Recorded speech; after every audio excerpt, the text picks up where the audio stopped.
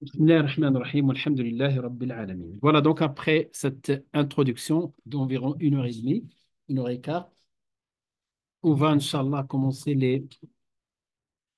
on va commencer, Inch'Allah, bihawlillahi ta'ala, rentrer dans le vif du sujet. On a vu, c'est simple, hein, usul fiqh, c'est quoi? C'est le cadre normatif pour comprendre le fiqh.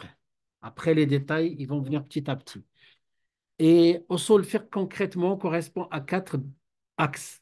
L'axe des sources et l'axe des prescriptions juridiques. C'est tout ce qu'on va faire cette année. C'est déjà pas mal. C'est bon, Inch'Allah. Voilà, on va détailler, on va voir. On va prendre le Coran en tant que source, parce que le Coran, c'est un livre d'adoration, le Coran, rien que la lecture, c'est une forme d'adoration. Mais on va prendre le Coran, on va étudier le Coran en tant que source de législation, pareil pour la Sunna, par rapport au reste. Voilà. Donc, je répète, Usul Fiqh, il nous aide, hein, à avoir la compréhension euh, valide, hein. Donc, si une explication passe par usul fiqh et respecte les normes de usul fiqh, cette explication est acceptable et respectée. Euh, voilà, donc d'une manière générale, euh, si on veut étudier usul fiqh, qu'est-ce qu'il faut étudier? Il faut étudier la branche des sources de législation et comprendre source par source, étudier l'ahkam taklifiyya, les prescriptions juridiques, on va Inch'Allah détailler. On ne va pas pouvoir commencer ça aujourd'hui, mais on va avancer dans le Coran, la Sunna et les sources d'une manière générale. Il faut étudier les indications linguistiques et il faut étudier, et on étudie, on a en français hein, les indications linguistiques. Quatrièmement, quelles sont les caractéristiques de le mufti, celui qui fait, ou de le mujtahid, surtout le mujtahid. Qu'est-ce qu'un mufti? Qu'est-ce qu'un mujtahid? Qu'est-ce qu'un faqih? Tout ça, on va essayer de comprendre. Et en parallèle, qu'est-ce qu'un muqallid? Et en cas de, voilà les choses qu'il faut étudier dans Usul Fiqh pour faire le tour. Et en cas de contradiction apparente entre les textes ou entre les intérêts, comment procéder? Voilà, c'est ça. Là, l'ensemble fait des normes, hein, c'est comme le code de la route hein, pour quelqu'un qui veut conduire. Voilà, et ça, c'est le code de la route pour qui? Pour le mujtahid et aussi pour les talabas, comme nous, pour mieux comprendre. Donc, la deuxième partie, donc, vous voyez, la première branche, c'est ça. On fait que deux branches la première année. J'étais là. Ah, voilà. La première branche ici, grand 1, les sources de législation. Grand 2, les prescriptions juridiques. On va voir les cinq sous-catégories de la loi astreignante tout à l'heure, ce que je vous ai dit, et les lois déclaratoires. Les lois déclaratoires, vous allez voir les conditions, les causes, etc. Les indications linguistiques, c'est la méthode d'approche du texte. Et enfin, donc, le quatrième branche, c'est le mujtahid. Qu'est-ce que le mujtahid? Qu'est-ce que le muqallid? Et surtout, cette partie-là, en cas de conflit, la prévalence des preuves, comment passer. Et la plupart du temps, l'imam, le faqih, quand on lui pose des questions, on est dans cette situation. Hein. C'est pas parce que il va te dire, quelqu'un va appeler, il va dire, voilà, euh, j'ai euh, j'ai les moyens, je suis autonome, j'arrive à un certain âge, je veux me marier. Quel est votre point de vue? Ça, c'est évident, il faut se marier, il ne faut pas attendre. Mais pas comme quelqu'un, je veux me marier, mais le mais, c'est qu'il y a une contradiction. Il y a ça, il y a ci, il y a mes parents, elle est musulmane, elle n'est pas musulmane, il est musulman, et pas musulman, c'est là. Et comment le usul fiqh intervient pour faire le tarjih. Tarjih, c'est la prévalence. Voilà, si vous voulez, le schéma de usul fiqh. Euh, voilà, l'utilité, on a parlé de ça, l'utilité de la science du fondement de Usul Fiqh, la science du fondement, on a parlé un peu, c'est une répétition un peu, son utilité devient apparent qu'après expliquer son but. Voilà. Ça c'est à lire, Inch'Allah. Voilà, il convient que l'étudiant, c'est pour cela on m'a posé la question en première année, pourquoi on ne commence pas par ça? C'est intéressant, c'est vrai. Mais on commence d'abord à imprégner l'étudiant par le faire et il comprend ce que c'est déjà le faire. Parce que vous imaginez, maintenant, on reçoit de plus en plus un public qui sait même pas ce que c'est le faire, même parce que c'est l'histoire de l'islam. Rien, rien. C'est très difficile, c'est très difficile. On a des défis et on essaie de s'adapter, Inch'Allah. Et donc, commencer par étapes et on juge, Allah alam, par rapport au SI, il convient de commencer déjà le programme est chargé en première année, surtout le droit culturel. Il y en a qui restent qu'une année et qui partent, hein. Donc, vous voyez, vous étiez combien l'année passée, maintenant vous êtes combien? Donc, nous, alhamdoulilah, même s'il reste qu'une année, au moins, il aura l'occasion de voir les différents parties du culte, hein, de l'ibada, la salat, la purification, la salat, la zakat, le jeûne, le pèlerinage. Et c'est important pour chaque musulman, ne serait-ce que de connaître ça. Cette année, il va connaître mieux, Inch'Allah, le mariage, les règles, et le divorce, les règles du divorce, etc.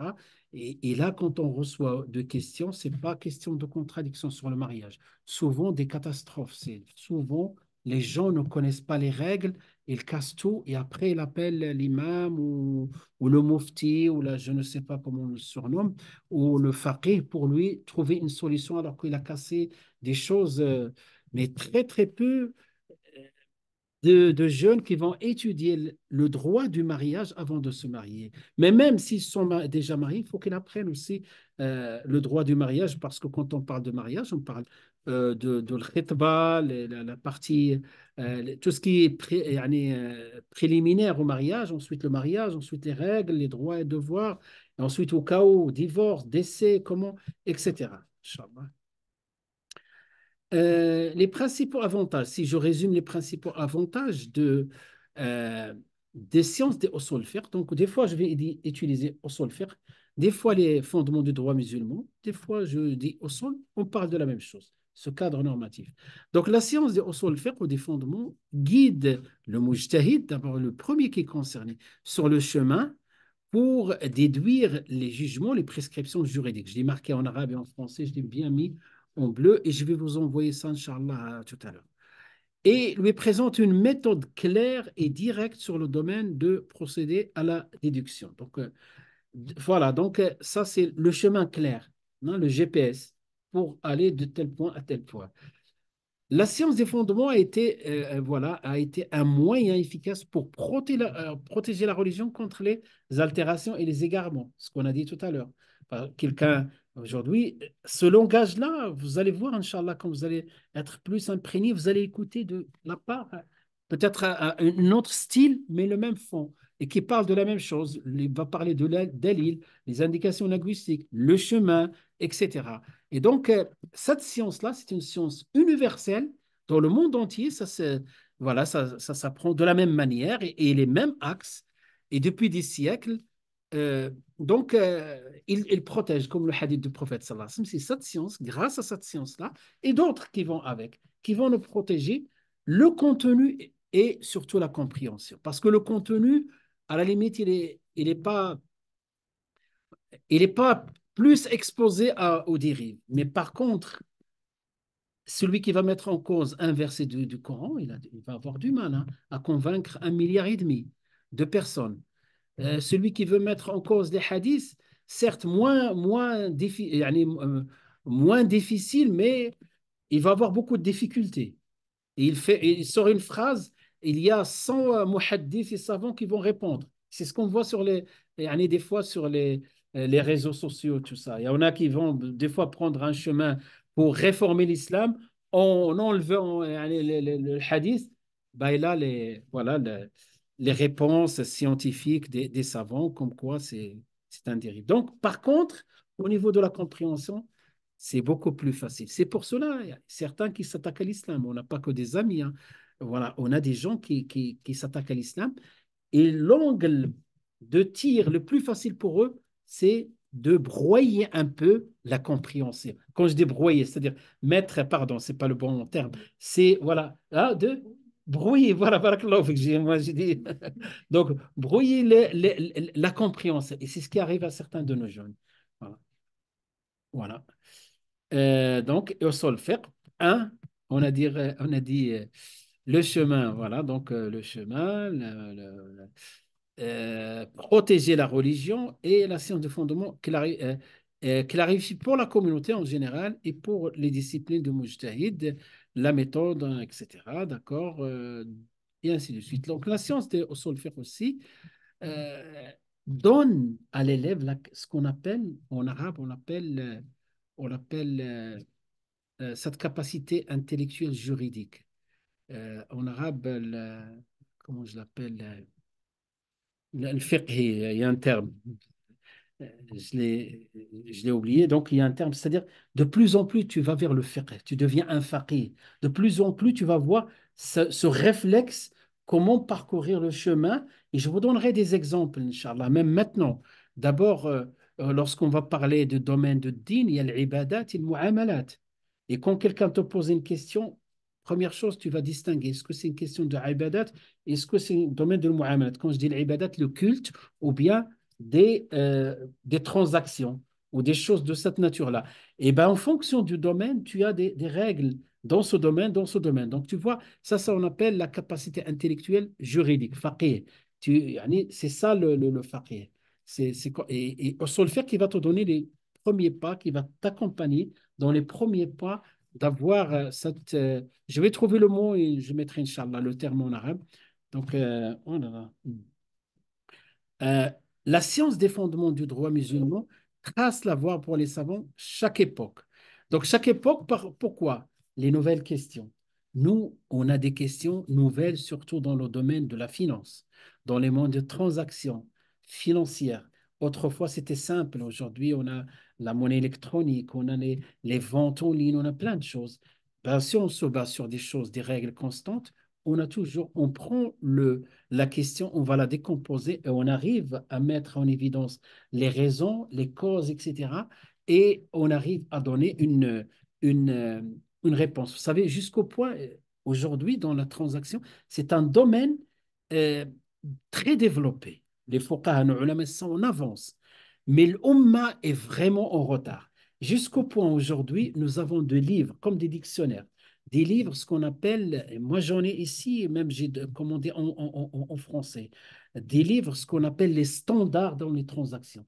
Tu as une transaction, on a ces standards-là et on sait ce qui est, par exemple, la murabaha, vous avez entendu parler de la murabaha, certaines de transactions, les sukuk, les kada, les cartes, les assurances, on a énormément de standards qu'on a, mais Inch'Allah, peut-être tout à l'heure, je vous montrer des livres comme ça. Ça veut dire pour vous dire que ce sont des savants qui ont anticipé, qui ont préparé pour nous les réponses par rapport aux questions nouvelles sur les transactions, sur les ventes en ligne. Vous savez, c'est pour la plupart des musulmans, c'est le brouillard. Il avance, soit tout est halal, soit tout est haram. C'est simple, mais il y a beaucoup de choses entre les deux.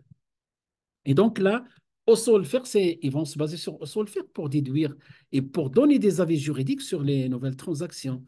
Il n'y a pas que ça dans le domaine aussi, dans le mariage, les minorités musulmanes dans un contexte non musulman, ça c'est nouveau. Il y avait un contexte qui ressemble à ça, mais il n'est pas aussi développé, hein. Lorsque le prophète Sassama a envoyé les premiers musulmans à s'installer dans une terre chrétienne, hein, avec le Najashi, rahimahullah. Euh, Ils étaient des chrétiens, mais simplement c'était un roi juste. Après, il s'est converti à l'islam plus tard. Rahimahullah. Donc, la science des usul fiqh aussi nous aide à encadrer les branches de la jurisprudence avec ses principes, voilà, rassemble les principes communs, clarifie les raisons de divergence. Ça, c'est très important d'arriver à comprendre pourquoi, et on va, Inch'Allah, donner des exemples, pourquoi sur telle question, ils sont, Inch'Allah, j'utiliserai beaucoup d'exemples pour vous donner, pour illustrer un peu ces propos-là, Inch'Allah. Au sol faire aussi nous aide à l'étude des différents, comprendre les écoles. Donc, quand j'ai listé les sources de législation, on va comprendre que l'école malikite, déjà, le fait que pour eux, cette dara'i passe avant. Cette dara'i, le principe de précaution. Ils font beaucoup de précautions. Et bien, cette dara'i passe avant. Donc, on peut comprendre leur méthodologie sur certains. Et des fois, même, tu vois un avis juridique, tu dis, ah, ça ressemble à l'école malikite. Pourquoi? Parce que tu connais un peu, avec Usul Fiqh, tu as appris leurs sources par ordre. De toute façon, l'ordre Coran, Sunna, Qiyas, Ijma, indiscutable. Après, le reste qui est encore, qui ramifie, qui développe davantage des sources de législation. Définition. Quelle est la définition? Je marque en arabe. Pour ceux qui connaissent l'arabe, c'est tant mieux. Qui ne connaissent pas. Regardez, tout à l'heure, j'ai oublié le terme. Al-malaka al-fiqhiyya, ça y est, je l'ai trouvé. Al-malaka, cette capacité de fiqh et d'être faqih, c'est pas donné à tout le monde. Vous avez vu le hadith tout à l'heure. Il se peut que quelqu'un transmit un hadith à quelqu'un qui est plus faqih que lui. Eh ben, cette malaka, elle ne vient pas comme ça, avec l'exercice, avec la pertinence, la personnalité, tout un ensemble. Pas tout le monde est faqih. Pas tout le monde est faqih. Et donc, au sol fiqh, maintenant, j'ai marqué en arabe, quelle est la définition? Comment les définissent le ulama? Voilà. Donc, c'est une phrase, moi, je l'ai décomposée pour voir un peu les aspects. Donc, ils disent, au sol fiqh, les fondements du droit musulman, c'est la connaissance des arguments globaux du droit musulman, la manière de les appliquer, ainsi que l'état et les qualificatifs de celui qui les utilise, al-mujtahid. Donc, si je reprends la définition, ça c'est une seule phrase, moi que j'ai fait comme ça pour que vous voyez les aspects. Donc, la connaissance des arguments globaux du droit musulman, c'est-à-dire c'est ça, les arguments globaux, c'est les sources de législation, et des fois on va trouver des adages. Vous comprenez le terme adage? Adage, aux règles générales. On va trouver. Par exemple, tout à l'heure, j'ai utilisé un adage. C'est une règle générale, c'est que l'impératif implique l'obligation. Voilà, c'est comme ça, des choses comme ça. Ou bien, les sources de législation, c'est quoi c'est ça les arguments. Parce que j'ai argumenté par le Coran. C'est un argument global. Et j'ai argumenté avec le verset 60 de Surat Tawbah. Ça, c'est l'argument en parallèle de global. J'ai dit, j'ai argumenté avec le Coran. Ça, c'est global.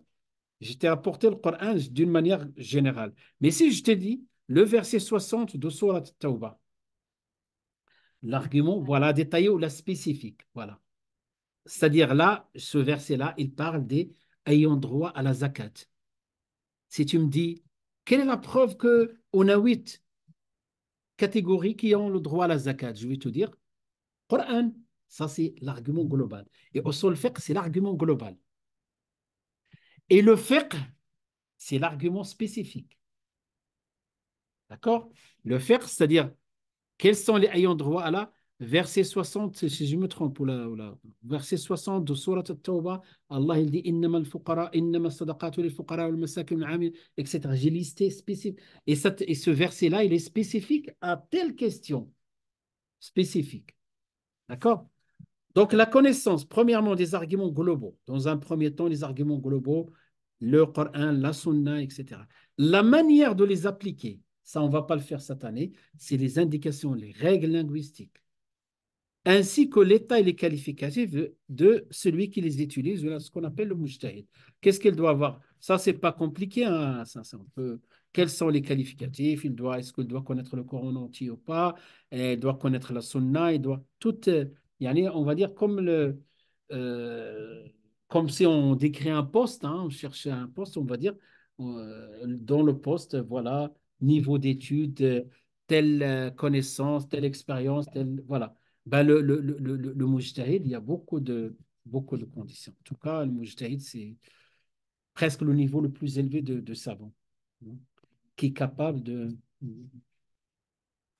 D'accord, c'est ça. Donc, en arabe, on dit هو العلم بأدلة الفقه الإجمالية. Le globo, c'est إجمالية. وكيفية الاستفادة هو العلم بأدلة الفقه الإجمالي وكيفية الاستفادة donc et la manière de les appliquer. وحال المستفيد, c'est-à-dire celui qui fait ce travail-là, son état. Quand on dit son état, c'est-à-dire ses qualificatifs intellectuels et même moral. Voilà. C'est ça le fiqh, on l'a défini. Donc, on a usul al-fiqh, un terme composé de deux mots. Et maintenant, c'est devenu comme un nom propre, hein. Comme vous dites, abd, serviteur d'Allah. Deux noms, deux mots. D'accord? Mais après, ça fait, si on compose les deux, usul fiqh, les usuli, au début, même moi, j'ai simplifié. Ils vont définir qu'est-ce que le usul et qu'est-ce que le fiqh. Et après, en tant que définition, on sépare les termes. Et après, une fois qu'on compose comme un nom propre, mais je passe à l'essentiel, et je dis, ça c'est la définition, comme je vous dis, définissez Abdullah. Mais sinon, on peut définir Abd, que veut dire Abd, serviteur, Et Ismul Jalala, le nom d'Allah subhanahu wa ta'ala, Allah. Et on peut aussi expliquer ce que c'est le nom d'Allah. Mais on compense tout. Et ça fait le nom propre d'une personne. Donc nous, on a utilisé cette définition sans rentrer dans les détails. Inch'Allah, le livre qui est en cours, ça va être, on détaille tout ça.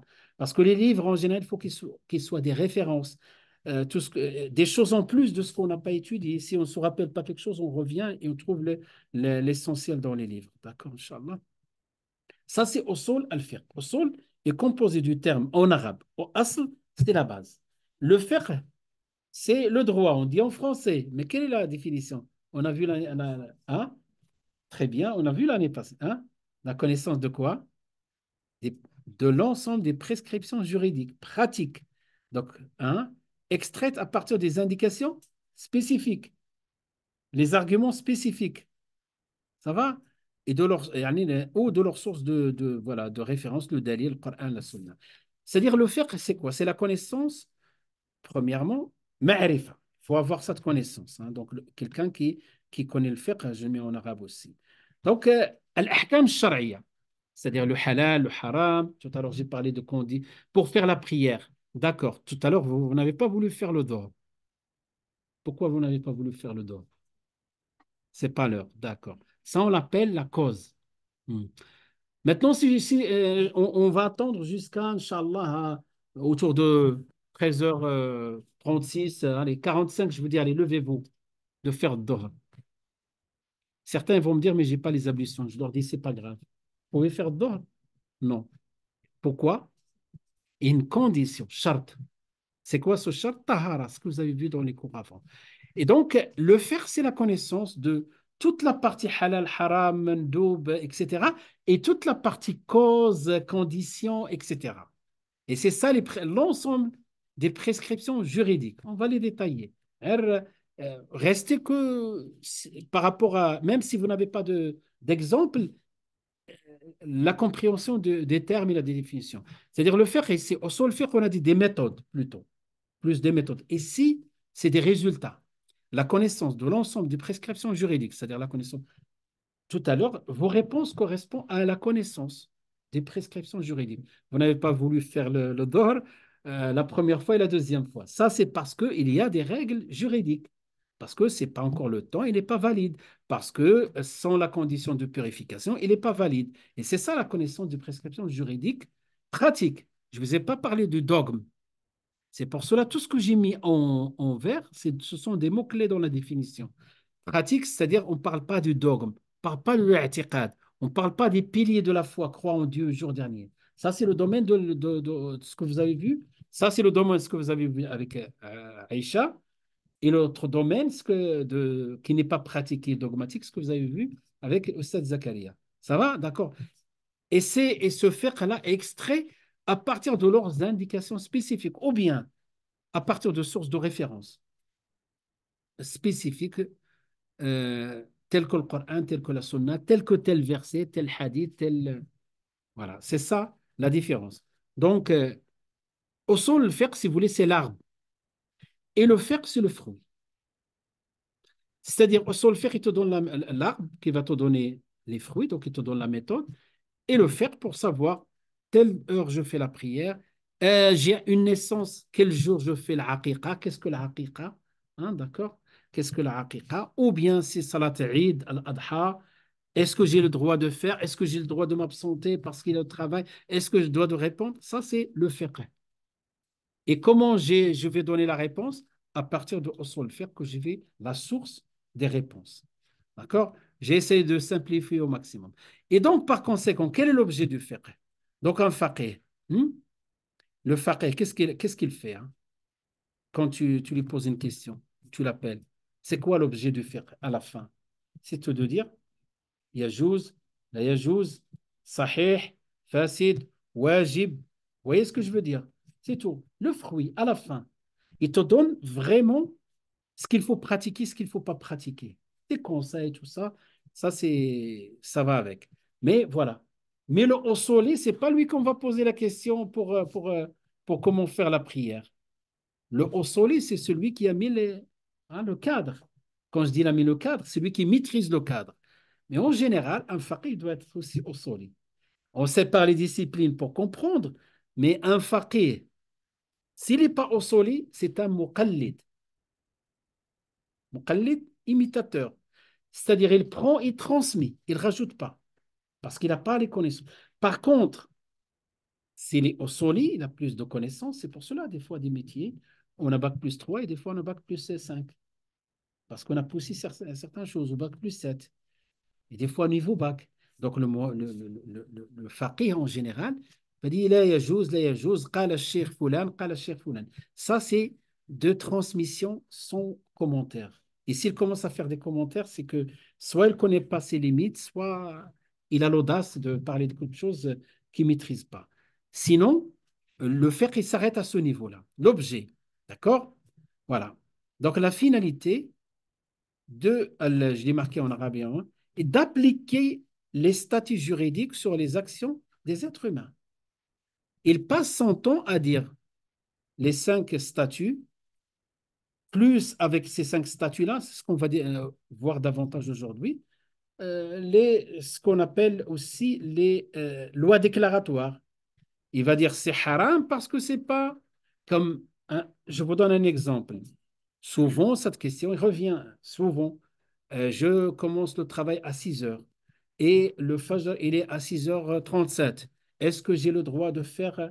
Donc, tu vois, est-ce que j'ai le droit de faire la salat euh, 6h moins quart avant de sortir de chez moi? La réponse est non. Voilà, vous voyez, Hada le faqih qui dit ça, le juriste. Non, c'est-à-dire la yajouz, haram. Et si tu le fais, il n'est pas valide. Pourquoi? Voilà, parce que parmi les conditions de validité de la salat, c'est de le waqt, le temps légal.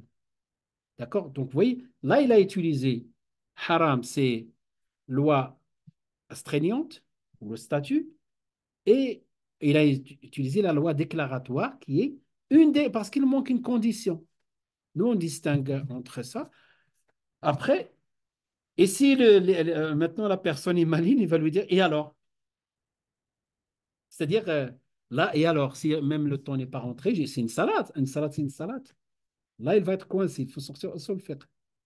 Il faut être convaincu. Il faut avoir la capacité d'expliquer à une personne simple que, euh, que la condition, on peut définir ce que c'est la condition et pourquoi la condition et qui c'est qui a mis en. Là, il faut remonter pour lui sortir la preuve de argumenter sur ce que je viens de dire.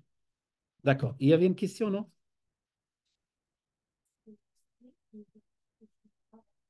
Ah, une bonne question. Non, non, c'est une bonne question. Il a à voir.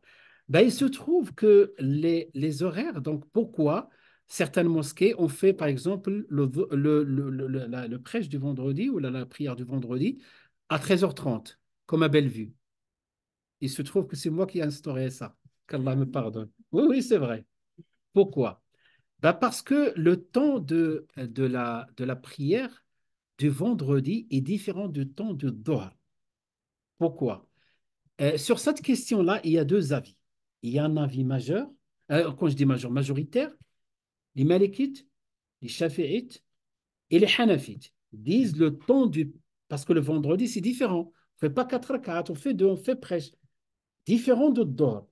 Donc, sur la question, la majorité, donc les 3 écoles, ils disent le temps de Dor, c'est le temps de l'Jumu'ah. D'accord? Les Hanbalites, ils ont un autre avis et ils ont des arguments. C'est là le dalil. Ils ont beaucoup de dalils qu'on a étudiés. Avant, on faisait les SI4 et on présentait les dalils. Si ça vous intéresse, je vous donnerai les dalils. Dans l'école Hanbalite, le temps de Dhuhr, ça commence même le temps avant le Dhuhr, dans le temps même de ce qu'on appelle Doha. Vous connaissez le temps de Doha? C'est en matinée, comme ça. Pour l'école, il se base sur quoi? Plusieurs arguments.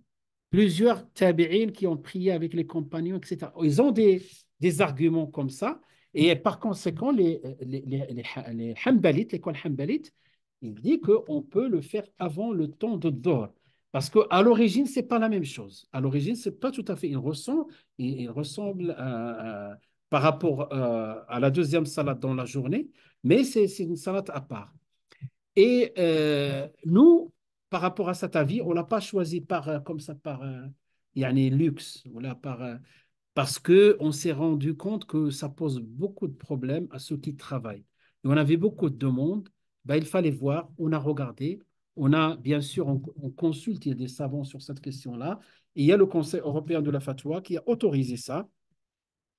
Et quand on dit autoriser ça, parce qu'il existe un avis juridique qui autorise ça, c'est pour cela. Maintenant, vous avez, et je me rappelle, il y a un faqih qui est venu du Maroc qui connaît l'école malikite. Pour eux, la question ne se pose pas. Le temps de Dhuhr, c'est le temps de l'Jumu'ah. Il a vécu tout ça. Eux, quand il argumente avec l'école malikite. Il est venu une fois, il a commencé même, il a parlé comme ça, avec un peu de, on va dire, avec un peu de limite mépris par rapport aux gens en Europe qui font le Jumu'ah à 13h30 alors que le Dhuhr n'est pas encore arrivé. Il a cru que c'est une minorité. Je lui dis, écoutez, c'est presque la moitié des Européens qui appliquent ça, parce qu'il y a un avis juridique qui est aussi, on va dire que il a autant de valeur que l'avis malikite. Sauf peut-être que tu ne savais pas, mais va voir. Et donc, c'est tout ça pour vous dire, cet avis-là, il est appliqué beaucoup de mosquées. Beaucoup de mosquées. Et c'est pas, quand je dis, il se trouve que moi, je ne peux pas inventer. C'est parce qu'il y a un avis juridique. On a cherché ce qui correspond. Et d'où ces divergences-là, tout à l'heure, j'ai dit, est-ce que c'est une bonne chose ou une mauvaise? C'est une bonne chose quand on est coincé. Et à Saint-Étienne, je pense qu'il y a une bonne partie des mosquées qui font à 13h30 et toute l'année. Et nous, on l'a fait pendant des années à Bellevue. Et ça, et, alhamdoulilah, à l'époque, avant de prendre en compte un avis, on argumente et on explique aux gens. Et alhamdoulilah, hein, on n'avait pas de problème. Donc, et surtout à Lyon, ceux qui ont travaillé à Lyon dans les bureaux, voilà, vers la part Dieu, et vous avez, il y a plusieurs mosquées autour, il y a plusieurs mosquées autour, et la plupart, ils travaillent, commencent à 14h. Les mosquées là-bas, ils se sont adaptés. Il y en a qui font à 13h, d'autres à 13h30. La plupart. À Lyon, c'est voilà. Donc, des fois, c'est bien de comprendre. Et c'était une bonne question de poser cette question-là. Et avec Osol faire, tu vas petit à petit comprendre. Ne serait-ce que connaître la piste. Pourquoi on fait? Parce que c'est une question majeure. Le temps de la salade. Et si on fait une pratique et on ne comprend pas, on pose la question, et à partir de la voix de Usul Fiqh, on peut comprendre pourquoi tel ou tel. Et qu'est-ce qu'on a utilisé? On a utilisé les règles de prévalence. On a le travail. Est-ce on arrête le travail? On demande à tout le monde de ne plus travailler ce jour-là? C'est impossible. C'est qu'on a rendu la religion. Allah il dit Ma ja'ala alaykum fi ad-dini min haraj. Allah il vous a pas mis de la gêne dans la religion. Il n'y a pas de, yani de haraj.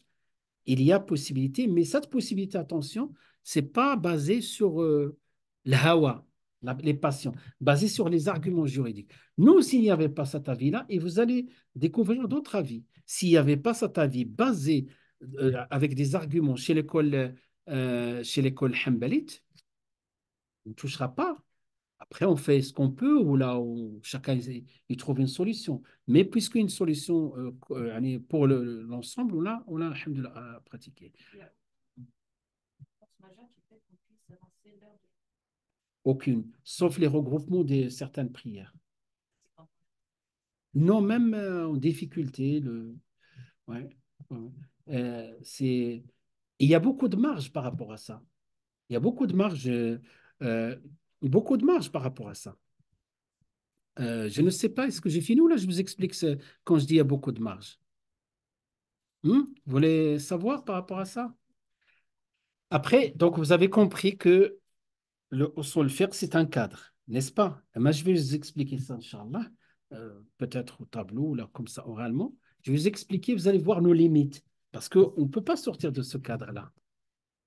Eh ben, regardez les limites qu'on peut, voilà, pousser les limites et la marge par rapport à Salat. Oui, cette question se pose en ce moment-là, surtout en hiver, hein, quand on travaille dans la journée, etc. D'accord, oui. À voir parce que est-ce que j'ai le temps pour expliquer ça? Vous savez comment comment on regroupe? les regroupements. Je ne parle pas du voyage. En dehors du voyage, est-ce qu'on a le droit de regrouper? Donc là, quelqu'un qui pose la question, on va faire un peu de usul fiqh. Alors qu'on n'a pas encore beaucoup de données, hein. On va faire simple. Quelqu'un qui pose cette question-là, parce qu'au solfège, il va donner toutes les règles pour le juriste. Il va parler de cas où on doit appliquer la règle stricte parce qu'on n'a pas le choix, ou bien cette personne il peut rentrer dans ce qu'on appelle la dérogation, ce qu'on appelle rukhsa. Dans usul fiqh, d'ailleurs, parmi les choses qu'on va étudier, rukhsa. Est-ce qu'il y a une possibilité de faire une rukhsa ici? Donc, quelqu'un qui pose la question, comment je fais? Je commence à travailler en général, midi, je finis à 17 heures, d'autres qui commencent à 17 heures, qui finissent. En tout cas, on a toutes les possibilités. Il y en a 3, 8, il y a toutes les. Comment on fait? Et, à partir de usul fiqh, c'est-à-dire on va se passer sur les sources et on va donner la marge et comment. Et quand on atteint les limites de cette marge-là, ce n'est pas la religion qu'on va sacrifier. Il faut trouver une autre solution, soit changer de travail, soit. Et il y a toujours possibilité. Et alhamdoulilah, il se trouve que moi, j'exerce du fiqh, mais j'ai travaillé dans les entreprises, dans le privé, et j'ai jamais, je ne me rappelle pas une fois où ma salat, yani, quand je dis ma salat, c'est-à-dire au niveau de fiqh, était une salat en dehors du temps légal. Peut-être j'utilise des rukhsa des fois, mais des rukhsa qui sont justifiées, qui existent. C'est-à-dire je reste dans le cadre. Ben, je vous donne les marges. Qu'est-ce qu'on peut faire? Ça dépend de la situation de chacun. Euh, Quel est l'argument par rapport à ça et pourquoi cette rukhsa, on peut prendre cette rukhsa? Sachant toujours, on tombe sur les Hanbalites qui autorisent ça. Les Malikites, ils l'autorisent d'une autre manière. Ils l'autorisent d'une autre manière. Les autres, je n'ai pas voilà, de connaissances, plus de connaissances par rapport aux autres écoles. Donc, et c'est un avis qui a été adopté par le Conseil européen de la fatwa. Il y a des savants derrière, hein. Il y a des savants et qui connaissent ça, ils maîtrisent beaucoup plus que moi ces domaines-là. C'est-à-dire il faut les prendre au sérieux. C'est des grands savants. Qu'Allah les récompense en bien, qu'Allah les protège. Donc, je reviens à la question de comment on peut regrouper. D'abord, quel est l'argument? Et comment faire? Comment faire, c'est plus simple. C'est-à-dire, on va faire le temps on va faire la salat al-dhuhr et l'asr. Je ne parle pas du voyage. Le voyage, il y a quelque chose réservé au voyage. C'est de raccourcir, taqsir. On ne parle pas de taqsir. On parle que du regroupement parce que le voyageur, il a le deux. Il a Rokhsa numéro un qui s'appelle raccourcir et Rokhsa numéro 2, quand je dis Rokhsa, c'est dérogation. Dérogation numéro 2 qui s'appelle regroupement. Nous qui sommes résidents, qui ne sont pas voyageurs, on a une seule Rokhsa si les conditions sont réunies.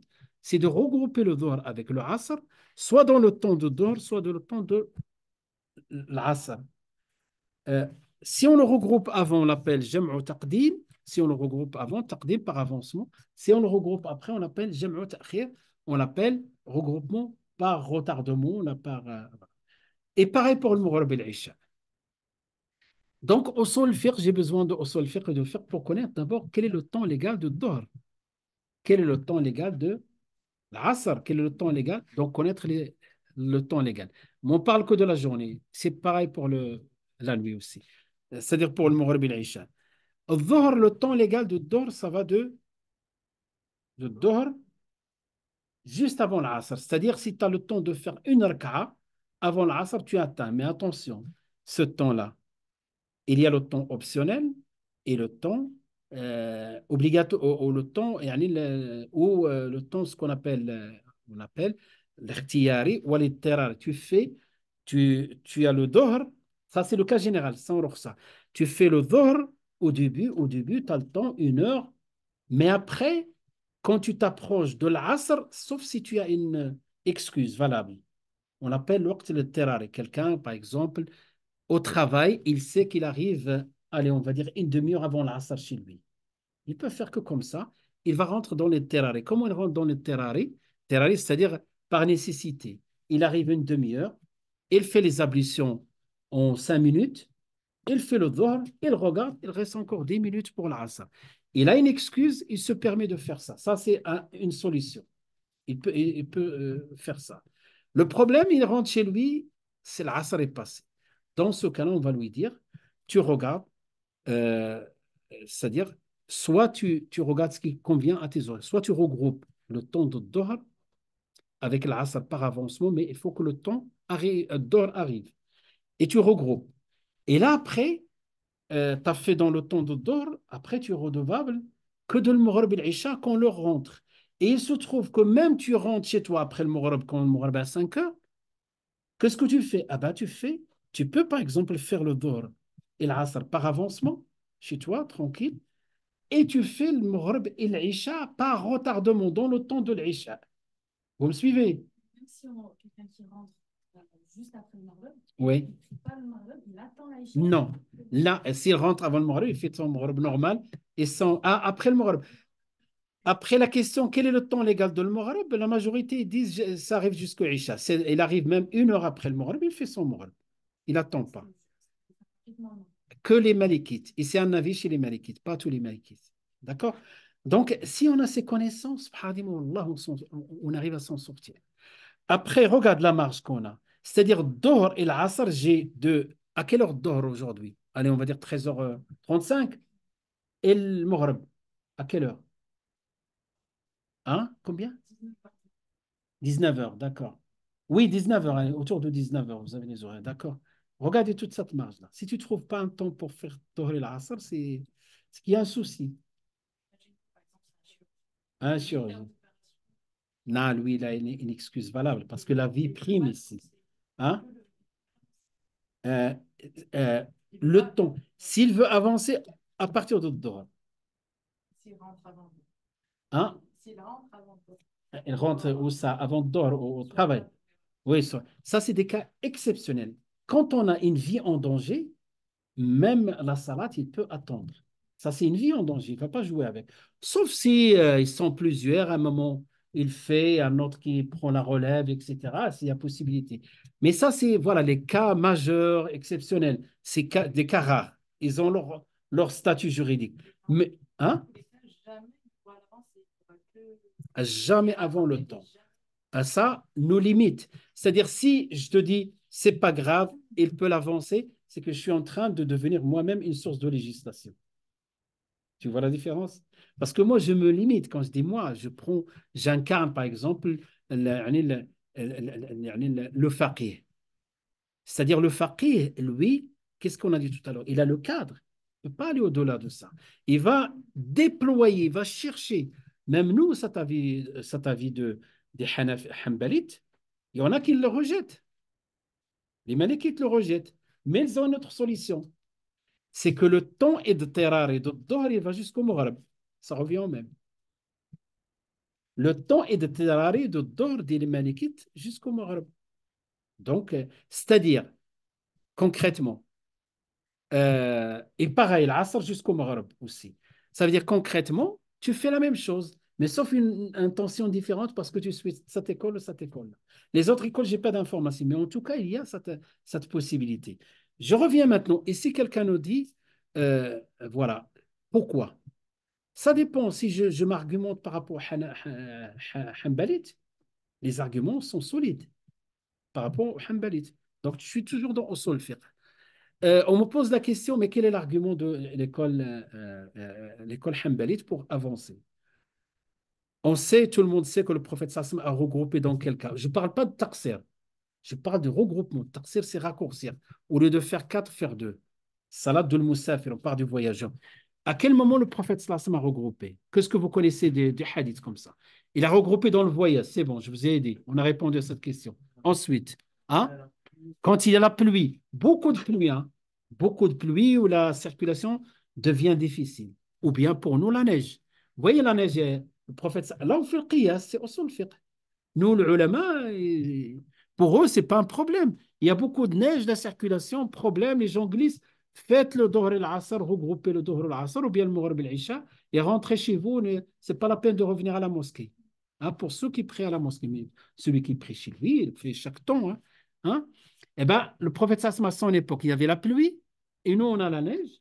La raison d'être est la même, n'est-ce pas? C'est pour cela qu'on peut utiliser au sol fiqh pour dire ça, c'est du qiyas.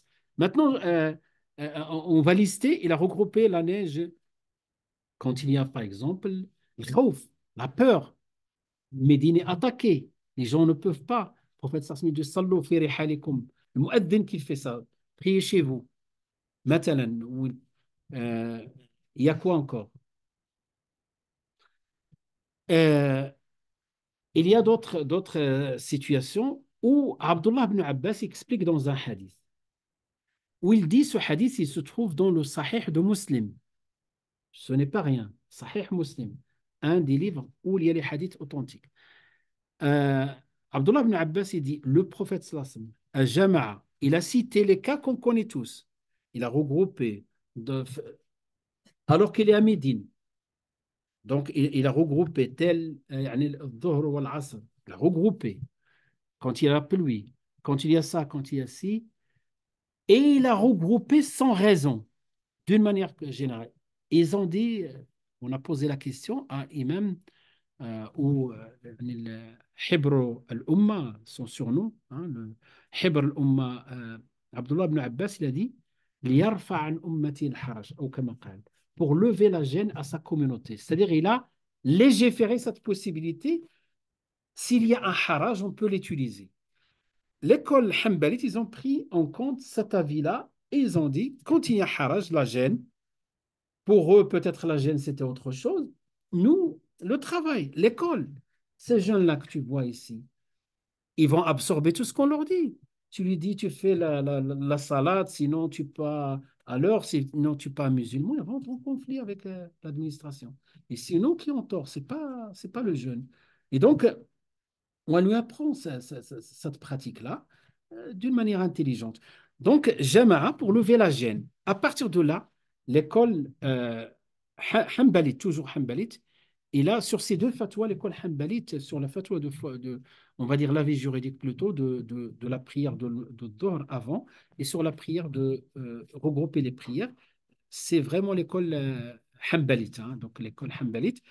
Et ils ont généralisé pour toute forme de la gêne. Certes, l'école malikite, ils rejettent ça. Elle rejette même, même le hadith pour eux, ce n'est pas un hadith voilà, même il le cite, il me semble, Imam Malik dans son Muwatta a vérifié, et il considère qu'il y a une illa. Ça, c'est un niveau très élevé de science dure. Il y a une illa, c'est-à-dire parce que pour qu'un hadith soit valide, il y a 5 conditions. La condition la plus difficile, et c'est la illa, c'est-à-dire il y a un défaut. Un défaut, voilà. Euh, Pas de faux dans le contenu, dans la transmission. Dans la transmission. Donc, il existe cet avis, une petite minute. Donc, il existe cet avis-là, et cet avis-là, alhamdoulilah, est adopté par cette école-là, qui nous donne cette grande marge, c'est-à-dire j'ai à faire entre l'heure et l'heure qu'on a citée, et même si je ne tiens pas compte de ce hadith-là, cet avis a été adopté par le Conseil européen de la fatwa, parce que de nombreuses questions fréquentes étaient posées sur le mariage, sur les salades, sur l'abattage, et ils ont, alhamdoulilah, des réponses. Avant, on avait ce chapitre-là des nouvelles fatwas qu'on étudie avec SI4. Plus de SI4, plus de nouvelles fatwas, Inch'Allah. Peut-être on verra, Inch'Allah. Donc, une dernière chose, hein, pour vous dire, on a toute cette marge-là. Et même si tu ne tiens pas compte, par exemple, de cet avis-là, moi, je peux faire le Dohr et l'Asr. Ce n'est pas un regroupement. C'est pas un regroupement chez les Malikites. Mais simplement, par exemple, les Malikites, ils disent, si tu es résident, et si tu arrives à faire placer 4 rak'at, plus une rak'at, ça fait 5. Avant le Maghrib, 4 rak'at, c'est le Dohr, et une rak'at qui est l'Asr, dans ce temps-là. Parce que tu as une excuse. Hein? C'est pour cela qu'on l'appelle ittirari. Tu as fait la salade dans son temps légal. D'accord? Et là, je ne fais plus de usul fiqh, là, je suis dans le fiqh. Allez, Inch'Allah, après, on passe. Quelqu'un qui, Wallahu a'la wa a'lam, si on dit des erreurs. par exemple, donc quelqu'un qui commence à 14 heures et qui a la possibilité, dans le doute, enfin, il a une chance sur deux qu'il puisse prier la salle à l'heure. Mais il n'est pas sûr. Est-ce que vaut mieux qu'il regroupe dans le C'est une bonne question.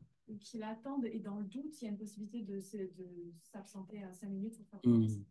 Quand on dit le doute, on a encore une échelle. Vous voyez, c'est ce que j'aime dans les sciences islamiques, wallah, c'est vraiment scientifique. Ce doute-là, il faut le mesurer dans l'échelle de ce qu'on appelle les perceptions. Vous vous rappelez, on a fait les perceptions. C'est-à-dire, nous, on dit doute. Si ce doute-là, il est de zéro, c'est pas doute, c'est ignorance, hein. Donc, s'il est de 20%, on l'appelle l'illusion. S'il est 50-50, on l'appelle le doute, chaque. S'il est 60-70%, on l'appelle le dhann. Il est conjoncturel.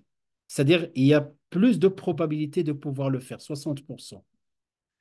Et si à 100%, on l'appelle yaqin. Ça, c'est cette échelle. Pourquoi? On a besoin de cette échelle avant de donner. S'il est dans le dhann, il attend.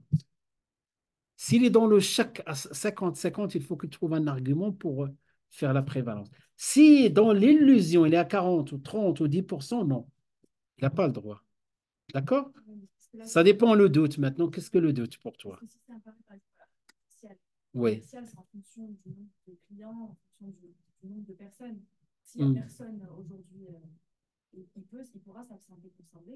Mais s'il y a beaucoup de monde aujourd'hui, Après, si un commercial, s'il gère son temps, s'il gère ses plannings, il n'a pas. non commercial, Oui, salarié. salarié, d'accord, d'accord.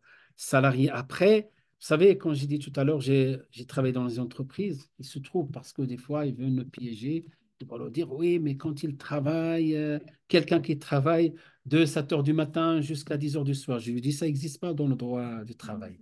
C'est un délit. Hein? Tu vas aller voir le prud'homme et donc ça n'existe pas. Par contre, dans le droit du travail, on a aussi les pauses, etc.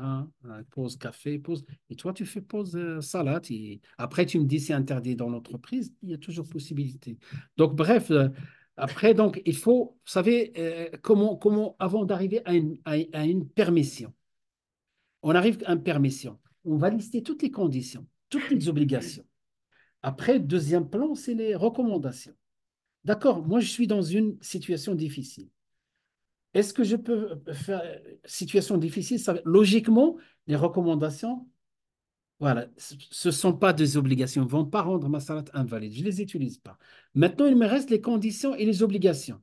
Hein? C'est quoi les conditions? La purification, le temps légal, voilà, la direction de l'Qibla, etc. Et les obligations, c'est niya, se mettre debout, réciter la Fatiha, le ruku', le sujoud. Quelqu'un comme ça qui pose une question, moi je suis malade, est-ce que je peux faire la prière assis? On va lui dire la réponse, prends cas par cas et regarde ce que tu peux faire, tu n'as pas le droit. Par exemple, ne serait-ce que dire Allahu Akbar debout, tu dois faire Allahu Akbar debout. Et après, tu t'assois si tu ne peux pas rester debout. Si tu ne peux pas te mettre debout ni pour Allahu Akbar ni pour la Fatiha, il y en a chaque fois, quelque chose qu'on ne peut pas, on va détailler. Tout ce qu'on ne peut pas, il tombe jusqu'à ce qu'on fait ce qu'on peut. C'est comme ça qu'on raisonne. Après, donc, un commercial, comme ça, c'est un salarié tout simplement. Il faut qu'il cherche toutes les possibilités. Avant, s'il trouve aucune possibilité, à ce moment-là, il prend la dérogation. Wallahu a'lam. La Ouais. sécurité, Hein? il faut prendre la sécurité du Mm. groupe. Il faut d'abord chercher toutes les Quand possibilités. je suis, voilà, quand je suis dans le risque de sortir la salade de son, quand j'estime et j'arrive à presque à une conviction quand je dis conjoncturelle à 60 à 70% que je risque de sortir la salade de son temps. À ce moment, je prends la sécurité. Mais si je suis à 30%, non. Allahu alam. Oui, j'ai évité parce que la question est difficile. J'ai essayé d'esquiver, mais tu m'as ramené. Il faut qu'elle regarde d'autres paramètres. Il faut qu'elle regarde d'autres. Il faut qu'il. Parce que quand tu as. Voilà. Il faut trouver un autre paramètre qui fait la prévalence. Un qui va. Voilà. Ah oui, ça, c'est des questions que j'évite. Voilà. Oui, après, donc. Hein? Par exemple, on va dire, il faut que je fasse un Jumu'ah. Mhm, Donc, j'ai cherché une solution. mhm, Après, je me suis dit, bah, je vais retourner vers Allah. Le patron, lui, il a des réunions à Haja pour qu'il laisse partir à. Tout à fait. Alors, c'est ce que j'ai fait. Il est venu, il m'a dit j'ai une réunion, j'ai une machin, il faut que je parte. J'ai dit bah, bon, c'est bon. Il m'a dit il faut que tu sors avant. Je suis sorti avant, j'ai fait le Jumu'ah. La semaine d'après, j'ai fait pareil.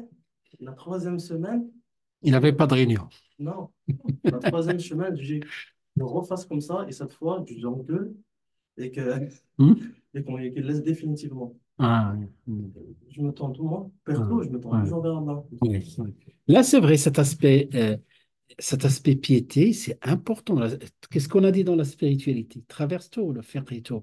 Et Allah, cette direction, et Wallah, je te dis, yani, sans prétention, j'ai fait recours à cet aspect-là et j'ai toujours des solutions. Je peux vous raconter Parce que pendant nombreuses années, hein, j'ai travaillé dans les entreprises et toujours, je m'oriente vers cet aspect-là et Allah, il te trouve des solutions. Donc, yani, l'aspect spirituel, Allah subhanahu wa ta'ala dit وَمَن يَتَّقِ اللَّهَ يَجْعَلْ لَهُ مَخْرَجًا. Celui qui craint Dieu, Allah, il lui trouve toujours des issues. Quand tu es déterminé, tu donnes la grandeur et la valeur à ta salat, et tu as envie, en même temps, tu as envie de donner une bonne image de ta religion et être équilibré dans la pratique. C'est ça le défi. Ce n'est pas dire aux gens de se fâcher avec les patrons et de tout le monde Non, le défi, c'est d'arriver à conjuguer les deux, à réconcilier les deux. Et c'est possible. Et oui, ce qu'il a dit, ça pèse, ça c'est important. Combien de fois? Si tu comptes sur Allah, si tu es sincère, Allah, il te trouve toujours des solutions. Des choses comme ça, inattendues, etc. D'accord. Plus de questions. Anna. Le deuxième patron, Hmm. quand je suis sorti de l'entreprise, je me suis pris avant, je dis je rentre pour l'entretien, je dis à Allah, c'est celui qui part dans sa race. Ah. Et quand je suis arrivé, on a parlé d'entretien, de mes expériences, Ah bah, etc. quand il te voit, sans aucun doute, dans notre entretien, il va poser la question sur la salle. On allait partir, après il m'a dit, la salle, vous faites la prière? Je lui ai dit oui. Il Mhm. m'a dit je vous autorise. Ouais, Parce que machallah. avant, j'avais parlé d'Allah pour. Oui, sans rentrer dans les détails, Wallah, moi j'étais sur le point de signer un contrat important pour un travail CDI, quelque chose qui me convenait très bien. Et à un moment, juste avant, il m'a posé des questions sur ma pratique religieuse, sur ma famille, tout ça. Et en quelques secondes, traverser, dire la vérité ou mentir. Dire la vérité et peu importe, rizq ala Allah. Et au moment où je lui dis, c'est là où il m'a respecté le plus. Oui, je pratique, je fais la prière, je suis musulman, pratiquant. Et c'est, machallah. Voilà. Hein? Et c'était. Oui, oui, oui. Il faut être honnête, il faut être droit. Et en même temps, il ne faut pas être maladroit. Droit, pas, ça ne veut pas dire maladroit. Vous voyez? Et il faut être sage, il faut. C'est pas. Moi, je fais l'entretien, je crains Dieu et je commence à mettre mes conditions et je mets ma religion en avance.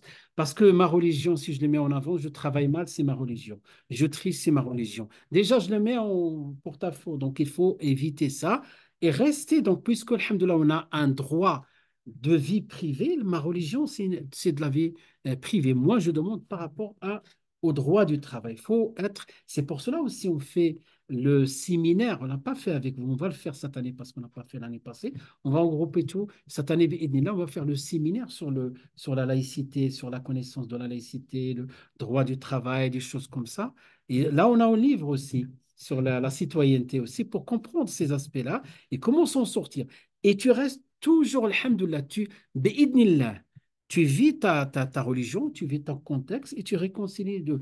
Et alhamdoulilah, les solutions sont dans la religion. Surtout quand on va étudier la charia. L'après-midi, on va commencer ça avec les SI3.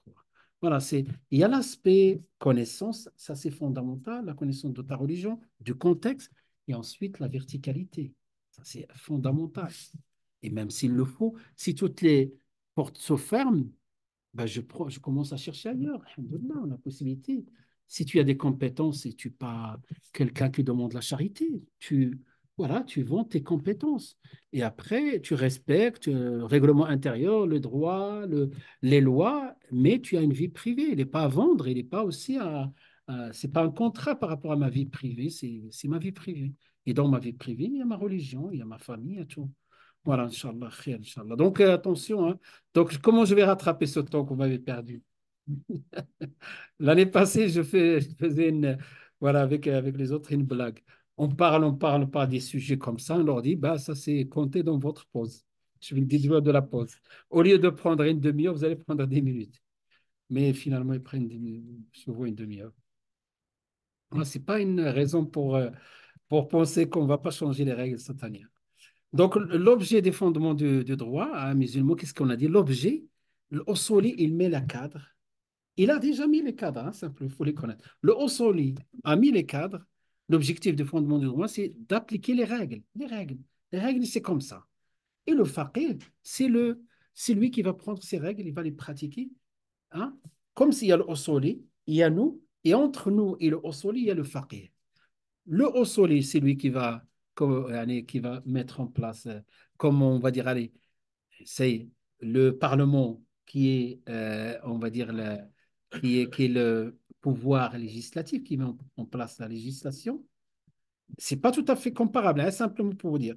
Et après, vous avez les magistrats et les juges hein, qui pratiquent ces règles-là, qui sont déjà établies. La magistrature, le qada, et après, tu as les citoyens. Les citoyens. Donc, vous avez le Osoli qui met ce cadre-là, ce sont des règles pour respecter le cadre législatif, respecter le Coran, la Sunna, les normes. Et de l'autre côté, nous avons ceux qui pratiquent, et entre les deux, il y a le faqih qui maîtrise. On ne va pas demander à chaque musulman d'étudier usul al-fiqh avant d'être musulman. Ça ne va pas être possible. Voilà. Et les 4 axes, hein, les prescriptions juridiques, le jugement des prescriptions, donc sont les obligations, la recommandation. Donc nous avons l'obligation, la recommandation, on va les détailler. On va vous dire ce qu'on n'a pas dit l'année passée. Les obligations, il y a plusieurs catégories d'obligations. La recommandation, l'interdiction, la réprobation et la permission. Les jugements constitutifs, ou plutôt, j'ai mal traduit, j'aurais dû même dans le livre, j'ai laissé ça, j'ai oublié, c'est les jugements, ce qu'on appelle les lois déclaratoires, c'est pas grave, qui sont la cause, la raison, la condition, l'empêchement, hein, l'obstacle, la validité. Tout à l'heure, on a parlé de la validité. Qu'est-ce que la validité? Conditions là, c'est bon, je mets les conditions, je coche, c'est bon, les conditions sont là, la purification, le temps, etc. La cause, c'est quoi? C'est le coucher du soleil, je coche, c'est que c'est vrai. Ma salat est valide? Oui, c'est valide. Il manque une condition, il manque une cause, une seule cause. Hein? Ta salat n'est pas valide. Par exemple, ça, on va l'étudier. Quand on dit la validité et l'invalidité, la nullité, yani, euh, on dit en arabe sahih, fasid. Hein, dans le mariage aussi. L'exécution, l'exécution, la répétition, le jugement, la rigueur, la dispense.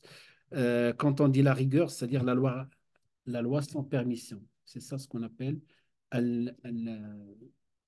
al-azima en arabe. Et à côté, la permission, on appelle rukhsa. Donc la rigueur, la loi stricte, on le traduit comme ça. Et aussi la dispense, c'est-à-dire rukhsa, permission de regrouper, permission de faire le tayammum, permission de raccourcir la salade selon les conditions. Ça va? Donc ça, c'est le hukm shari qu'on va voir dans un premier temps. Non, deuxième temps. Les arguments globaux, hein, dalil, hein, donc la preuve convenue ou dans laquelle il y a consensus, Al-Qur'an, Al-Sunnah, l'Ijma' et le raisonnement analogique, l'analogie, le qiyas.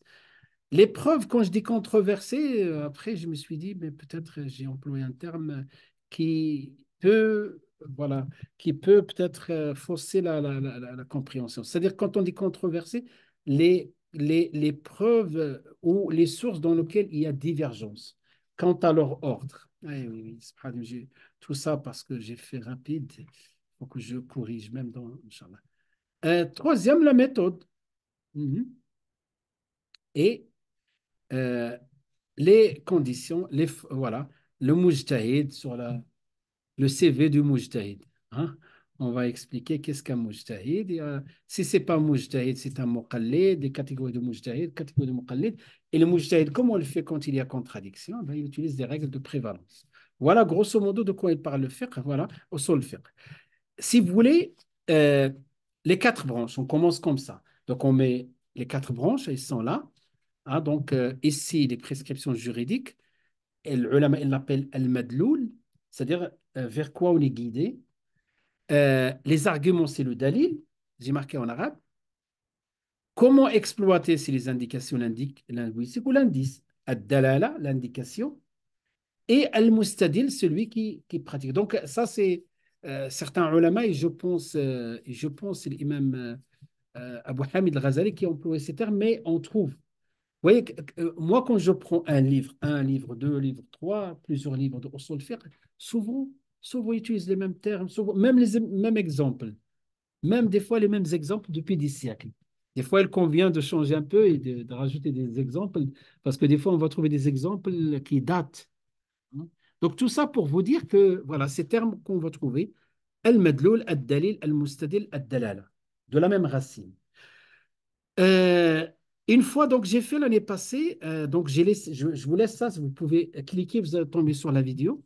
C'est quoi? Donc, après un parcours assez quand même approfondi avec les étudiants de CR3, ceux qui étaient récompensés la dernière fois, et on a dit, allez, on va poser plus de, ni support, on va prendre un tableau blanc et moi, je pose la question et vous répondez jusqu'à ce qu'on va faire un schéma complet de usul fiqh. Alhamdulillah.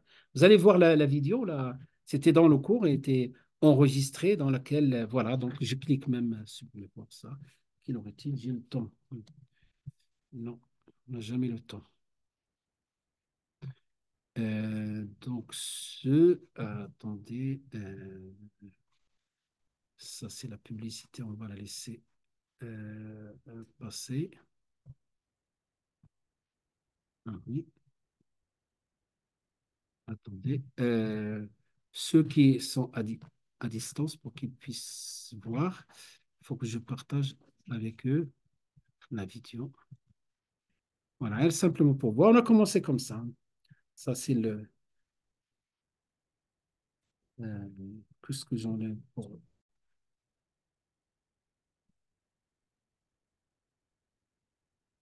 Et après, j'ai fait un montage, j'ai mis quelques schémas.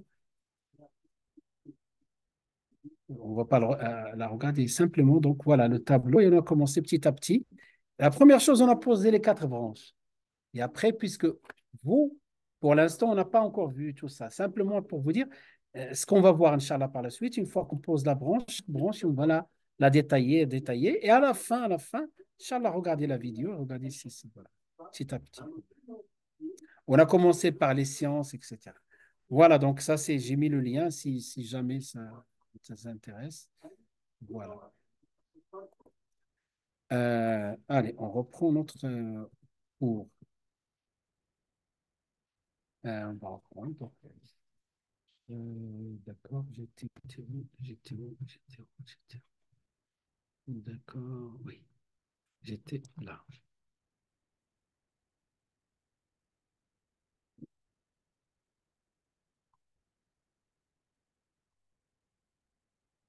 Euh, ensuite, on va. D'accord, je récupère le partage. Voilà, j'ai mis ce lien-là. Peut-être pas tout de suite, mais plus tard, Inch'Allah. Voilà. Donc, c'est là où on commence par la première branche. La première branche, on a dit, c'est Al-Adilla, les sources de législation. Les sources de législation, donc sources de législation, si on commence par les sources de législation, nous avons, j'ai parlé de 11, hein. Souvent dans les livres, ils citent jusqu'à 10. Ils citent rarement le Sadd al-Dara'i, ça, ils utilisent les Malikites. Donc, c'est la première branche, hein, donc, si vous voulez, al-muttafaq alayha, c'est yani, les branches qui font l'objet de consensus. Coran, la Sunna, etc. Al-mukhtalafiyya, donc, les quatre branches. On commence par ça, étudier comment, surtout le qiyas, c'est le plus important, le qiyas. Ensuite, mukhtalafiyya, on va voir l'opinion du compagnon, on va voir les lois des peuples monothéistes, le maslaha al-mursala, l'intérêt général, on va voir l'istihsan, les choix préférentiels, l'istishab, la présomption de continuité, le urf, l'usage. Hein, d'accord? Donc, par exemple, je sais que moi, quand je vois dans les slides que j'ai présentés avant, j'ai pas commencé par cet ordre-là. Hmm. D'accord? Et là, j'ai pris un autre ordre. Je suis conscient de ce que je fais. Ça, c'est un peu Une partie de cet ordre-là, c'est l'école Hanbalite. C'est l'école Hanbalite. D'accord? Et même ici, je n'ai pas fait Saddo ad-Dara'ir, c'est l'école Malikite. D'accord? Par contre, si je commence l'école Malikite, je vais commencer peut-être par le Maslah al-Mursala. On va voir que certaines écoles qui vont donner plus d'importance à tel ou tel, quand je dis comme source de législation, il est prioritaire pour eux comme source de législation. Voilà, cet ordre-là, il est plus, il respecte l'école Hanbali. Donc déjà, j'ai une idée, et d'ailleurs même dans le livre de la cartographie, j'ai marqué les sources de législation pour chaque école. Quand j'ai parlé de le fiqh, quand j'ai parlé qu'est-ce que le fiqh? Oui, ça de non, j'ai rajouté. D'accord. Allez, on commence par le Coran. Le Coran. Donc, qu'est-ce que le Coran? Il a une définition. Le Coran. Il a une définition. Vous prenez n'importe quel livre, parce que le risque, si je ne définis pas le Coran, je risque de. Si je dis le Coran, c'est la parole d'Allah, parce que j'imagine, et même la réalité, quand on pose la question aux gens, qu'est-ce que le Coran? Ils vont dire la parole d'Allah. On va lui dire, la Torah, c'est la parole d'Allah. Les évangiles, c'est la parole d'Allah. Et même des hadiths de prophète sallam, c'est la parole d'Allah. Comment on va distinguer? Donc, il faut rajouter d'autres conditions. Après, allez, on va voir, Inch'Allah, comment on va filtrer. Donc, tout ce que j'ai mis en bleu, ce sont des mots-clés. Le Coran est en arabe même. Hein. Donc, on dit en arabe, les ulama ils le définissent. Je n'ai pas ramené la définition linguistique, c'est déjà beaucoup, ce qu'on a vu. Donc, on commence Al-Qur'an ou Al-Karim, le noble Coran est la parole de Dieu, d'Allah. Si on s'arrête là, j'ai dit qu'on va mélanger avec d'autres. Et même on a dit non, non, non, non, on ne parle pas, on parle de la parole d'Allah, hein, de la parole d'Allah pour les musulmans. D'accord, très bien. Mais la parole d'Allah, il y a aussi, voilà, donc révélé à notre prophète Mohammed sallallahu alayhi wa sallam. On rajoute ça voilà, pour l'imiter. Hein. Euh, et si quelqu'un nous dit, bah, ça, dans ça, je trouve que le hadith est là. Hein. Et là, le hadith, on va rajouter, c'est-à-dire sa définition intègre aussi les hadiths, parce que les hadiths, c'est la révélation, c'est la source de source divine. Sauf les termes sont précis, c'est le Coran. Et la sunna, ça a été le fond et le sens, c'est d'origine divine, mais la transmission, le prophète sallallahu alayhi wa sallam, il l'a dit de sa manière. Donc, transmis jusqu'à nous par la voie notoire, parce que dans le hadith, il y a la voie singulière, il y a des hadiths qui sont rapportés que par un sahabi, des hadiths authentiques, et d'autres deux, et d'autres plusieurs. Hein. Mais tous les hadiths qui sont rapportés par plusieurs, on les appelle des hadiths mutawatir, notoires. C'est-à-dire sur le hadith sahih dans le Bukhari, on est à 90% qu'il est sûr. Et même 95, parce qu'on trouve dans le Bukhari, dans le Muslim, dans plusieurs chaînes de transmission, mais elle reste singulier, parce que le nombre de chaînes de transmission est limité. Par contre, quand il atteint un certain niveau, les ulama, ils ont divergé, est-ce que 70, est-ce que plus, est-ce que moins, est-ce que... Quand il arrive à un certain niveau où il est devenu répandu, on l'appelle mutawatir, notoire. Le Coran nous a été transmis d'une manière mutawatir, et par la voie la plus sûre, bil lafz, par la transmission orale. Parce que même s'il a été que l'écrit, supposons qu'on avait le Coran que par écrit. Euh, voilà, et surtout au début, il n'y avait pas de, il y avait pas de, il y avait pas de voyelle ni de point. Le premier Coran, vous allez voir ça dans les détails. L'écriture avant, c'est qu'après qu'on a rajouté les points. C'était pas encore dans la langue arabe, c'était par exemple c'est le ha, il s'écrit comme ça, le jim comme ça avec un point en bas, et le kha, un point en haut. Comment tu vas distinguer? Eux, par rapport au contexte, ils voient. Il ne lit pas lettre par lettre, il lit le mot. Et le contexte, il sait comment. Et les voyelles. Parce que si tu dis par exemple, j'ai mangé une pomme en arabe, tu dis akaltu tufahatan. Mais si tu dis akaltu tufahatun, ça ne tient pas la route. C'est-à-dire, c'est presque, c'est pas le cas. C'est comme le tufaha qui a mangé autre chose. C'est pas moi qui a mangé. Donc, vous voyez, eh ben, tous ces détails, ils n'avaient pas avant. Ben, parce que supposons qu'on avait les premiers supports des textes notoirement transmis à nous, ben, on peut diverger au niveau de la prononciation, des voyelles, même des règles linguistiques. C'est pour cela il a été transmis par la voie orale. Le prophète Sassim, il avait 60, autour de 70 scribes. Et une fois que le verset arrive, il enseigne aux Sahaba la prononciation. Il leur corrige. Et il corrige l'écriture. Vous allez me dire, mais il ne sait pas lire, il ne sait pas écrire.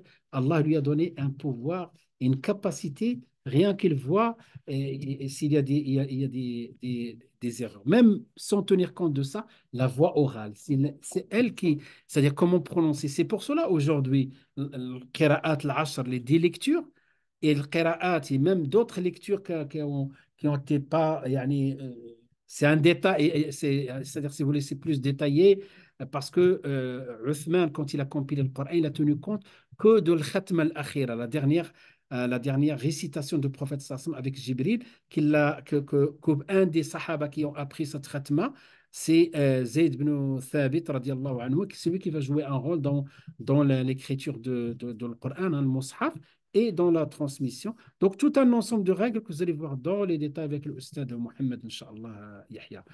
Et donc, cette transmission, elle a été transmise par la voie écrite et surtout par la voie orale. C'est pour cela aujourd'hui, tu apprends le Coran par cœur, tu n'as pas de ijaza. Tu peux pas, tu as appris tout seul, très bien, mais tu vas faire énormément d'erreurs. Il faut que tu récites devant un cheikh, il va valider verset par verset. 6000 combien? 2, 3, 6. D'accord. Voilà. Il va valider verset par verset. Et selon la qira'a que tu veux, il y a des lectures. Et toutes ces lectures-là, elles remontent au prophète sallallahu alayhi wa sallam. Donc, notoire, on a compris, la parole de Dieu révélée à notre prophète Mohammed sallallahu alayhi wa sallam, transmise jusqu'à nous par la voix notoire, c'est pas fini. Dont la récitation est un acte d'adoration. Parce que jusque-là, on n'a pas filtré, à votre avis, les hadiths Qudsi, mashallah, c'est ça. Les hadiths Qudsi, ce sont des paroles d'Allah aussi, transmises par le style du prophète sallam. Et les hadiths Qudsi, ce n'est pas un acte d'adoration. On ne peut pas réciter un hadith Qudsi dans la salat, ni un hadith prophétique. Donc, ceux dont, parce que quand il dit Bismillahir Rahmanir Rahim, Alhamdulillahi Rabbil Alamin, ça c'est une forme d'adoration. Voilà. C'est une forme d'adoration, c'est vraiment du culte, comme la salat. Par contre, quand tu dis Innamal a'malu binniyat, ce n'est pas une forme d'adoration. Si simplement tu as l'intention de dire le hadith du prophète sallam pour apprendre, là tu prends yani, les hasanat avec une autre intention. Mais ce n'est pas un acte cultuel comme le Coran. Et donc, on fait la distinction. Pour distinguer maintenant, on a distingué des autres livres révélés, voilà, de hadiths du prophète sallallahu alayhi wa sallam. Et une autre particularité de le Coran, inimitable dans ses termes et ses significations. Mu'jiz, hein, mutawatir, al-muta'abbad, al-mu'jiz. Parce que le miracle du prophète sallallahu c'est le Coran. Et quels sont les types de miracles où il y a un seul. La première chose qui va yani, être, on va dire, évoquée en tant que miracle dans un premier, c'est son style linguistique. Et par la suite, on va découvrir quand même qu'il y a d'autres formes de miracles. Mais le miracle, yani, par défaut, c'est le miracle linguistique. Fi alfadhihi wa ma'anihi. Voilà, donc dans ces termes et ces significations. Plus tard, on va trouver dans les significations.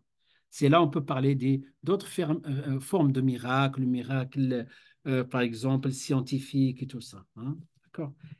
Et qu'elle est mis, voilà, pardon, et auquel elle est mis au défi de produire ne serait-ce qu'une seule sourate similaire. Parce que le Coran, المتحدى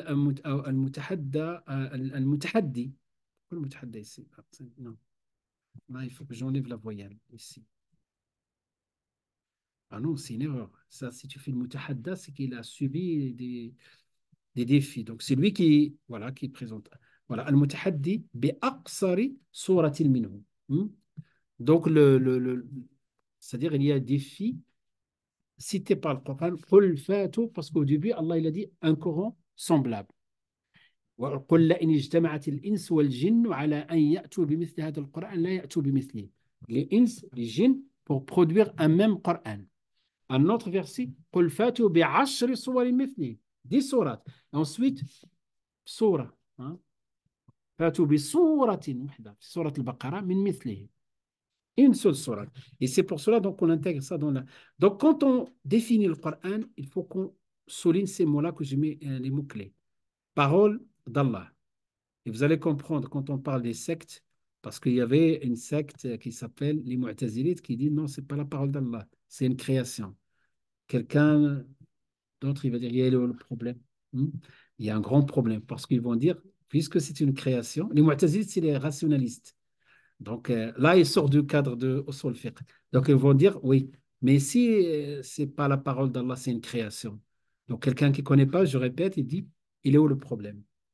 Oui, il y a un problème. Ils vont dire parce que toute création d'Allah est faible. Il a des défauts. Et par conséquent, le Coran, puisque c'est une création, il a des défauts. Ils le disent, hein, tu peux trouver ça sur Internet. Et puisqu'il a des défauts, je fais quoi pour corriger les défauts? Ma raison au-dessus de le Coran. Et il y en a qui prétendent ça. C'est pour cela, croyez-moi que les définitions que les ulama ont établies, bien réfléchies. Donc la parole d'Allah, le mot révélé, le mot notoire, le mot adoration inimitable au défi, ce sont des mots-clés lorsqu'on définit qu'est-ce que le Coran. Ça, c'est pour se mettre dans le contexte du Coran. On commence par sa définition. Voilà, et ici j'explique, voilà. Le terme, est-ce que vous faites la différence entre Coran et Mus'haf? C'est quoi la différence entre Mus'haf et le Coran? C'est le support. Voilà, exactement, c'est l'écrit, c'est par exemple, oui, Mus'haf, de la Fatiha jusqu'au, quelle sera hein? Nas, voilà, et c'est le support, on appelle Mus'haf. C'est pour cela, dans le droit, on va dire, est-ce que j'ai le droit de toucher le Mus'haf? Hein? Et le Coran, c'est Alhamdulillahi Rabbil Alamin Ar-Rahman Ar-Rahim, ça c'est le Coran. Et le Mus'haf, c'est le support sur lequel il écrit. Voilà. Et donc, souvent, on définit, on dit ce qui est. Parce qu'il y a des définitions, j'ai simplifié des définitions dans lesquelles pardon, des définitions dans lesquelles on introduit aussi la notion de Mus'haf. Et ce Mus'haf-là, de Al-Fatiha jusqu'à Al-Nas. Naam. Forcément sur un papier. Hein? Ça peut être un livre. Oui, ça peut être, oui. Après, question piège, électronique. C'est ça, oui. Oui, sur ça, il y a des réponses. Est-ce que non, c'est pas Mus'haf. Et les conséquences, hein, il y a des conséquences. Le Mus'haf, j'ai le droit de rentrer avec aux toilettes, par exemple. J'étais à l'extérieur et j'avais donc. Je n'ai pas le droit, il faut que je retourne vers la voiture, je le pose et, par exemple, je suis dans un air de repos là, ou quelqu'un, je le laisse à quelqu'un. Par contre, le téléphone, il y a le Mus'haf, il y a le Coran à l'intérieur. J'ai le droit parce que c'est quoi l'électronique? C'est que des 0 et 1. Hein, l'informatique, c'est des 0 et 1. C'est pas le Mus'haf. Donc, par conséquent, je peux rentrer avec voilà, dans ces lieux-là. Et je peux le toucher même sans état d'ablution. Vous voyez les conséquences. Euh, le Coran aussi, donc, parmi les caractéristiques, c'est qu'il est protégé. Hein. Allah nous dit dans le Coran, les autres livres, Allah il a donné cette responsabilité aux religieux avant. Quant au Coran, c'est lui qui, subhanahu wa ta'ala, bima stuhfidhu alayhi, j'ai pas noté le verset, Allah il dit ce qu'on leur a confié comme responsabilité et ce qu'on leur a confié pour le protéger. Et le Coran, Allah qui s'est chargé de sa protection, et le verset, en vérité, c'est nous qui avons fait descendre le rappel, et certes, c'est nous qui en sommes gardiens. Comment on dit ce verset en arabe? Inna nahnu vous ne connaissez pas, il faut l'apprendre. Inna nahnu nazzalna dhikra wa inna lahu lahafidhun. Voilà. Les défis, donc faut qu'on explique qu'est-ce qu'un défi, qu'est-ce qu'un mu'jiza, est-ce qu'on a le temps?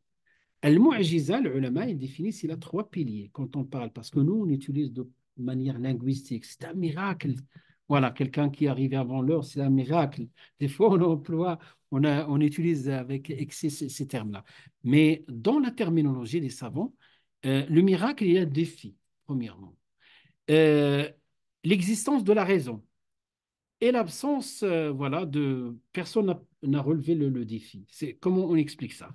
Le défi, par exemple, par rapport au Coran. Euh, donc, tu vas mettre l'adversaire en compétition et tu vas le mettre en difficulté. D'accord. Première chose, tu vas lui dire, euh, produit ce même Coran, ne serait-ce qu'on a dit même une sourate. Pourquoi? L'existence d'une raison. Parce que ces gens-là, ils disent que le Coran, c'est des paroles humaines. Attends, puisque c'est paroles humaines, allez, faites le tour du monde et ramenez-nous des gens qui sont capables de dire les mêmes paroles. Voilà. Donc, c'est ça, l'existence d'une raison qui pousse voilà, ta terre au défi. Parce que lui, il n'a pas reconnu. D'accord? S'il manque un élément, ce n'est pas un mu'jiza. Et troisième, l'absence et la personne est restée en difficulté. Il n'a pas pu. Donc, il n'a pas pu. Et même l'existence d'une raison, parce que je ne vais pas lui dire quelque chose qui ne relève pas de ses compétences. Et lui, il connaît très bien l'arabe. Apporte-moi la même chose. Je t'ai pas parlé, je t'ai pas demandé de me faire quelque chose avec une langue que tu connais pas. Et donc là, trois points et trois piliers de défi que l'ulama donc définissent. Donc là, et alhamdoulilah, euh, et c'est donc ce qui caractérise aussi les formes de l'ijaz, en arabe on appelle ijaz. D'ailleurs, Zandani, rahimahullah, vous connaissez ce grand savant, nous on la connaît dans notre jeunesse, il nous a influencés tous, hein. C'est un savant yéménite, il était célèbre dans le monde entier. Je ne sais pas, la jeunesse maintenant on a mal transmis. Il est mort il n'y a pas longtemps, rahimahullah, c'est un yéménite, et c'est un scientifique. Et lui, il a poussé ses recherches dans certaines formes de i'jaz d'autres scientifiques. Par exemple, le Coran, quand il parle des océans, il donne des détails que impossible que le prophète, sallallahu alayhi wa sallam, à son époque, avait les moyens sur les phases de la grossesse détaillées. Et quand on prend à côté que les scientifiques, les médecins, et à côté ce que dit le Coran avec, et vraiment, il était doué. Moi, je vous conseille d'aller consulter au moins une vidéo comme ça. Il est quand en arabe, je ne sais pas, tu as traduit ou pas, mais on trouve. Il y a aussi le livre de Maurice. Voilà, lui, il va dans ce sens-là. D'accord? Mais ce n'est pas le plus important. Il faut on va dire, consommer ça avec modération. Non. Zandani, Abdelmajid Zandani, rahimahullah. Subhanallah. Forme de l'ijaz, donc, ou là plutôt les caractéristiques, l'harmonie hein, entre son expression. Parmi les choses, Allah subhanahu wa ta'ala, il leur dit, vous dites, il ne vient pas d'Allah. وَلَوْ كَانَ مِنْ عِنْدِ اللَّهِ لَوَجَدُوا فِيهِ اخْتِلَافًا كَثِيرًا. S'il n'est pas venu d'Allah, il, voilà, il trouverait des contradictions. Donc, il n'y a pas l'harmonisation, la concordance des vérités coraniques avec celle de la science. Le Coran prédit même l'avenir. Quand je dis l'avenir, il y a des événements. Par exemple, prenez, si vous avez le temps, prenez le verset premier de Sourate les Byzantins Rome. Et c'est long à expliquer, mais si vous me posez la question la prochaine fois, je vous expliquerai. Et regardez le tafsir, un tafsir assez détaillé. Par rapport à ça, vous allez voir comment ce verset-là, il y a beaucoup d'informations. Il y a une information qui était à l'époque du prophète sallam et une information qu'on a découverte récemment. Subhanallah. La concision, donc ce qu'on appelle jawami al-kalim. Il ne dit pas des paroles. Inna Allah ya'muru bil adli wal ihsan. Très précis. Yusikum Allah fi awladikum. Voilà. Allah vous enjoint au sujet de vos enfants, etc. Donc, Inna Allah ya'muru bil adl. Allah ordonne l'équité. Donc, on trouve ça.